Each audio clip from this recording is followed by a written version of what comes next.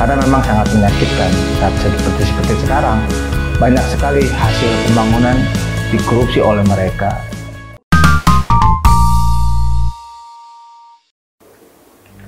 Salam integritas. Ada topik menarik hari ini adalah tentang hukuman mati untuk para koruptor. Saat ini pro dan kontra ini didasari oleh yang satu pendukung hukuman mati karena memang kejahatan korupsi adalah kejahatan luar biasa yang tidak hanya merugikan negara tapi menyengsarakan rakyat. Makanya mereka berpikir dan mendukung bahwa para koruptor itu harus dihukum dengan hukuman yang sangat maksimal atau bahkan kalau perlu memang hukuman mati. Di sisi lain, para pendukung yang tidak setuju dengan hukuman mati adalah karena hukuman mati adalah masalah hak dan hak asasi manusia yang memang harus juga diperhatikan. Mungkin itu perdebatannya antara pendukung hukuman mati dan tidak dengan hukuman mati. Namun yang menarik adalah korupsi ini di Indonesia ini luar biasa. Bahkan tahun kemarin juga Jokowi telah mengingatkan bahwa korupsi di Indonesia itu masih sangat tinggi. Bahkan kasus korupsi di Indonesia ini boleh dibilang mulai dari pejabat tinggi, ya kan, jenderal, ya kan, gubernur sampai tingkat kepala desa ada. Di penegakan hukum juga bukan tidak ada, luar biasa banyaknya malah, ya kan, mulai dari hakim, jaksa, pengacara. Ini menandakan bahwa korupsi di Indonesia ini sudah akut. Tapi mungkin pertanyaannya mengapa masih terjadi terus, bahkan boleh dikatakan semakin meningkat. Pertanyaannya mungkin hanya satu, mungkin jawabannya. Karena hukuman bagi para koruptor ternyata ringan. Ya, tidak heran para koruptor ini tentu berpikir kalau dihukum dengan ringan, efek jeraknya kan tidak ada. Ini yang membuat hukuman di para koruptor itu sangat ringan lah kalau dibilang.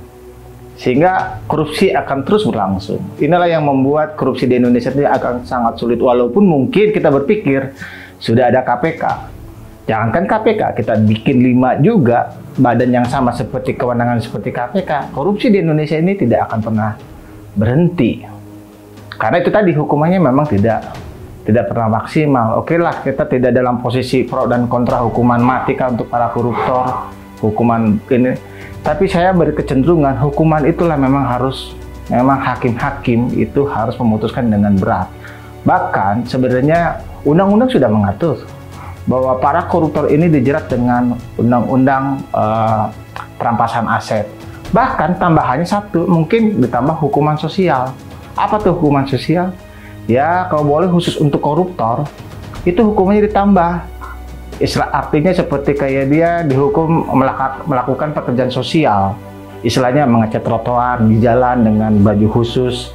Mungkin efek jeraknya akan jauh lebih baik daripada seperti yang sekarang ini kita saksikan. Hampir semua kasus korupsi hanya bisa dihitung dengan jari yang hukuman berat. Bahkan hukuman mati pun. Satu-satunya yang saya tahu sampai sekarang hukuman mati adalah Pak Akil Mukhtar yang sempat menjadi Ketua Mahkamah Konstitusi. Semuanya yang lain ya kita bisa sama-sama tahu lah hukumannya seperti apa. Bahkan keluar dari hukuman penjara LP Sukamiskin yang memang jadi sarangnya hukuman para koruptor digabung di sana semua, ya bebas, mereka bisa beraktivitas seperti seorang pengusaha, bahkan masih aktif bisa di politisi. Nah inilah, dan masyarakatnya yang lucunya masih menerima itu gitu kan. Ini jadi PR kita. Semoga kita yakin tanpa dukungan masyarakat, para koruptor ini tentu akan semakin merajalela tanpa ada pengawasan dan dukungan. Mari kita dukung seluruh komponen bangsa, KPK, jajaran kepolisian, kejaksaan untuk mendukung memberantas korupsi di muka bumi Indonesia. Karena memang sangat menyakitkan saat seperti sekarang banyak sekali hasil pembangunan dikorupsi oleh mereka dan itu menjadi musuh kita bersama. Bukan hanya kepada pembunuhan-pembunuhan biasa, koruptor ini memang luar biasa, membuat kita sengsara, terlebih untuk anak cucu kita. Salam integritas.